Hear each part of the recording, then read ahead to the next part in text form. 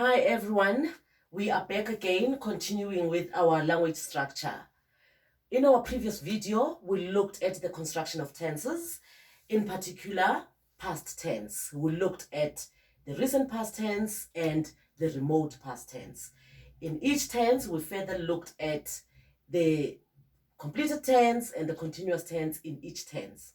So in this video, we're supposed to continue with our past tense, looking at continuous tenses. But before we do that, it is important for us to go back to basic construction, basic sentence construction.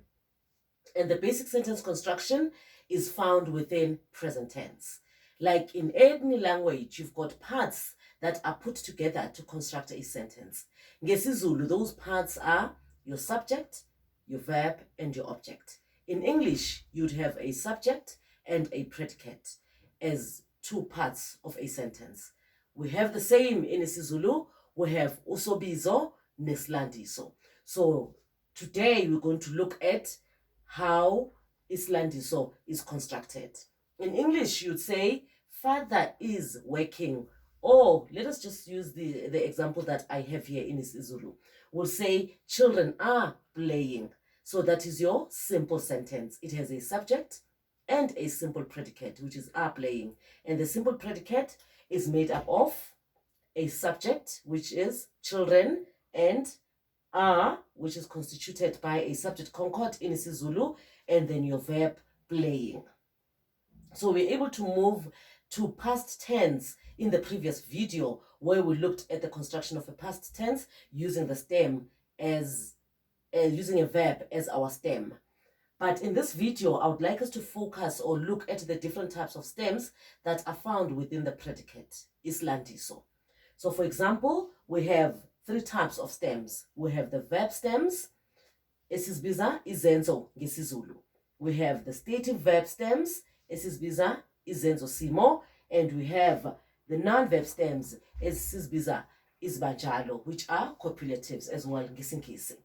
So your sentence can be constructed using any of these three forms of stems. For example, if our subject is izingane and we want to use dlala, so you're going to say izingane ziya dlala.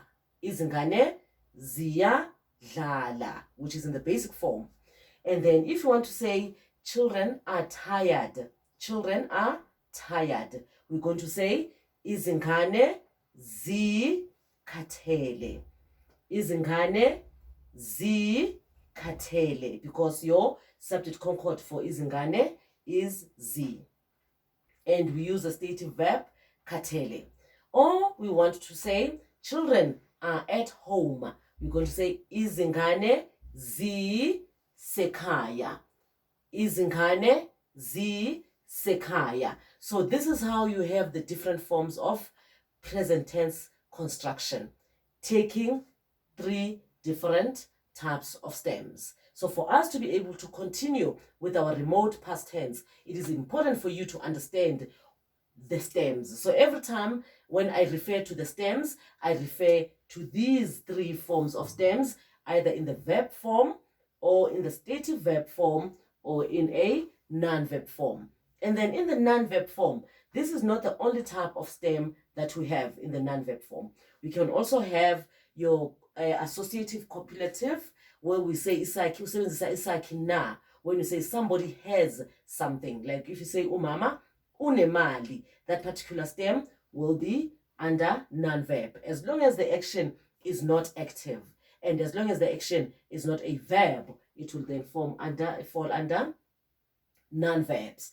And then for me to explain the stative verbs, to differentiate your stative verbs from your verbs, I always call the stative verbs frozen verbs. The reason why I call them frozen verbs is because there is no active action taking place. For instance, as I speak now, I do the act of speaking. The minute I stop speaking, there is no action that is taking place.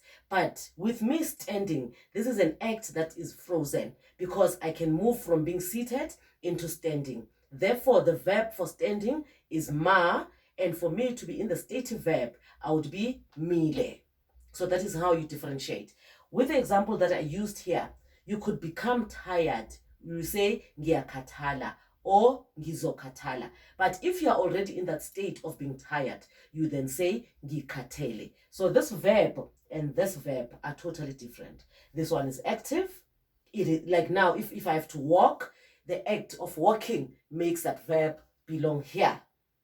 But the act of being full after eating, you have to eat and be full, will belong here. So that is the difference between these two types of verb. So the next video will then allow us in looking at, or allow us to look at the construction of past tense, especially the continuous tenses of past tense. Thank you so much.